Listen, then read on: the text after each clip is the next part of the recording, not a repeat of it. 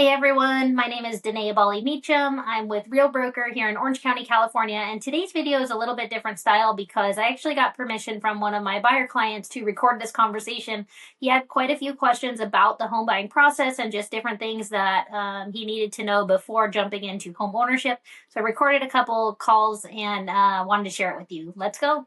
So I just wanted to ask a couple questions before I start the buying process because since I'm a new buyer, wanted to get some insight on how exactly the proper way to go about it.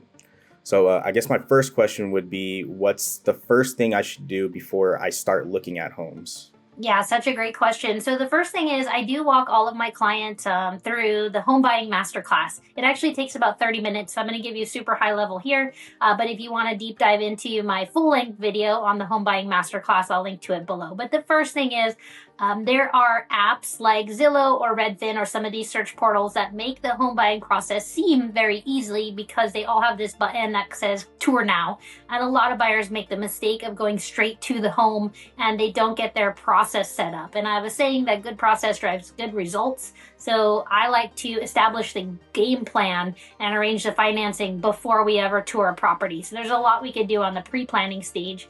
And when we're doing the pre-planning stage, we're actually going to look at the game plan almost like a funnel. And at the top of the funnel, the most important thing is we're going to discuss your primary motivation for even buying real estate. And we're going to lock into this and stay focused on it because it is such an anchor. When my buyers are in the home buying journey, sometimes they can get lost in the process. So we want to always make this number one focus so that we do accomplish your goals.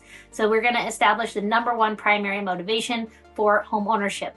After that, we're going to look at the must-haves. So the funnel's getting smaller and smaller, but we're going to look at your must-have features. Maybe you have to have a second bedroom because you work from home and you need that flex space or whatever your non-negotiables are. After that, we're going to look at your nice-to-haves. We're going to make a big long list of all the things you would like to have, such as you would really like to have a two-car garage. You would really like to have a remodeled kitchen, but these would again be negotiable. Maybe you can flex on some of these terms, but these would be important to make the list just so that we again establish the game plan. Knowing me, since I'm being new, so having a step-by-step process on how to go by that is very helpful. So I'm glad I chose you as my realtor. I guess the next thing that is kind of a little bit scary, I would say, is the pre-approval process. In the past, my credit hasn't been the best. So I wanted to get a step-by-step process on how I should get approved for a mortgage, or not only that, do you have any lenders that you know in your area that could really help me out? Yeah, such a good question. One of the things I pride myself on is I've been in the business 20 years now, so I have a roster of the best lending manager at Chase Bank, Bank of America, Citibank, Wells Fargo, you name it. So all of the major players at the banks. And the reason I've done this is because there isn't any one lender that I recommend every time to my buyer clients. I try to customize it based on your personal scenario. So some of you may have better credit, or some of you may have W-2 income, some of you may be self-employed. So given your personal situation, I will recommend someone good. I will also take into account the possibility of running through a credit union versus one of these large national banks versus an independent mortgage broker, because they all are wildly different. So without getting you too far into the weeds of how I recommend a lender to you, just know that I'll take care of you from that standpoint. And I also recommend you always get pre-approved with two different lenders. That way you have two different rates, two different set of fees, two different personality styles. You may enjoy working with one loan officer more than another. So I got you covered there. So the answer is I will email it to you based on your personal situation. I'm going to jump back. It's kind of in the first question when you were telling me how the different style of house that I want, right? Do I want the two-car garage? Do I want a large backyard? Do I want a two-story home? Do I want a one-story home? Something to that effect. Now, beyond just looking and touring a home and liking what I see, I want to get into the weeds of some things that I might not notice that I should be noticing. Granted, if I was looking at a home by myself versus an agent, what things in particular should I look for that's very important other than just the check boxes that I was looking for as a two-story house? Awesome question. So the key to remember is that yes, we are buying this because we want a roof over your head so that you can raise your family, have a house for your dog, have a house and a place for you personally to sleep. So we want to look at things like remodeled kitchens and all of that. But the biggest thing that people forget about is this is also an investment. So from the investment standpoint, I like to keep buyers focused on let's also pay attention to what has the best equity opportunity or home appreciation opportunity. So with that, we would definitely look into market trends, neighborhoods, price appreciation. So just sort of the number side of things. So I like to protect you in that style where we'll make sure we're getting a solid investment.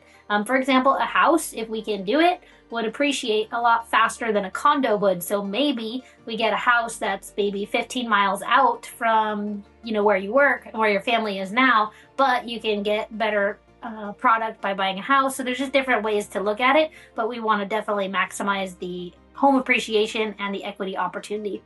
That's great. And I didn't even think about that aspect, just the appreciation and coming into a home as thinking about it as an investment and what I could do to improve that and appreciate that investment as well. Yep. So my next question would be, I found a house that checks all the boxes in my book, right? This is the 2-story house. It's far out. It's a rural area where it's very peaceful. Okay, found that. Now, I got my offer accepted. What happens after that? All right, once we're in escrow, we are in the official negotiation and execution phase, and there's actually 3 things that would get you out of a contract. This is super important because most realtors are only going to tell you how to get to the finish line, and the game plan is what if you don't want to get to the finish line? There are some times we get into an escrow process and we discover things like horrible plumbing or electrical that's about to burn down or something crazy. So we want to always protect you. So I'm actually going to walk you through the 3 ways to get out of a contract, which is part of the escrow process. So it's all connected. But basically, we're going to write your offer that we're going to have 3 contingencies, and these are the 3 things we're going to flush out during the escrow process. Number 1 is in the beginning, you only have mortgage pre-approval. So you don't have a fully underwritten deal where the bank is basically depositing the money to your home purchase. So you need to protect yourself with writing that contingency. So during the escrow process, during the first 10 days or so of being in escrow, we will fully vet that and make sure your loan is fully approved. The second thing is we are going to want to do our home inspections. This is going to be a very thorough process. We're going to hire a professional home inspector. And based on him, you kind of look at him like a family doctor, and depending what he finds, he may recommend specialists. Just like your doctor might recommend that you take further evaluations with a professional, the home inspector may say the same thing because they're a generalist. They may ask you to call an electrician for more clarity. They may ask you to call a roofer for more clarity because, again, they're the generalist. So about the first 10 days or so of the transaction, you will also be very thorough in doing your home inspections. And your third and final thing is we are going to get an appraisal. This is also about the first 10 days of being in the escrow process. This would give you an opportunity, all 3 of these would give you an opportunity to back out of the deal if home inspection isn't to your liking and the seller won't negotiate. If the loan does not come through, you can cancel and get out of the deal. And if the appraisal does not come through, you can cancel and get out of the deal. So it's really very heavily stacked with homework in the first 10 days of the escrow process. And then after that, it's kind of clear sailing. But the first 10 days, I'll make sure we walk you through all the necessary steps and get you to the closing table and buy a great home. That's awesome. And that's great to hear because the escrow process can be very intimidating. I've heard a lot of horror stories that can happen following the 3 contingencies. And if these things don't work out, it's good that you can back out of that deal if need be. Yep. My last question would be, since we are in the escrow process, you listed the steps on what we need to do during the escrow process, but I know there's a few things that we can and can't do during the escrow process that would kind of wash us out of that deal. So can you kind of touch on those do's and don'ts? Yeah, so there's 2 big ones that we need to protect you with. Number 1 is we don't want to make any major purchases. This means no new cars, No new appliances. If you go to Home Depot and charge up $10,000 in appliances, it could mess up your loan. So no major purchases is the big one.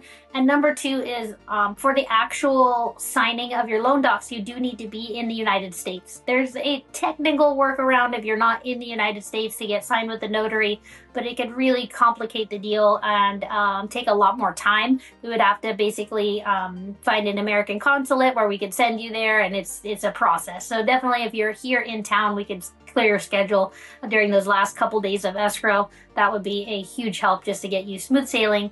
Everything else can be basically done remote, even the inspections, the electrician appointments, all of those things we could do via FaceTime, but the actual signing of the loan would be a big one.